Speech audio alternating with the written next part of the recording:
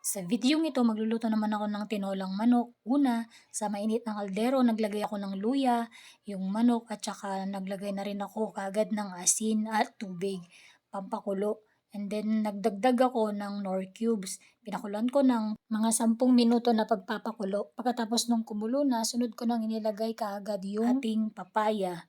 Pagkatapos naglagay ako ng paminta yung nabiyak na. Tapos ang sunod ay pinakulan ko ulit ng mga 10 minuto para maluto yung ating papaya at maluto palalo yung manok.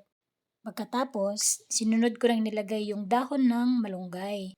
Naglagay din ako ng sili para mas malasa kung may anghang yung ating tinola na manok. Sunod ay hinalo ko tapos pinakuluan ko nung mga 10 minutes. Tapos nung kumulo na, luto na yan at pwede nang hihayin yung ating tinolang manok. Salamat sa panonood hanggang sa susunod na aking video. Ingat po tayong lahat. Salamat!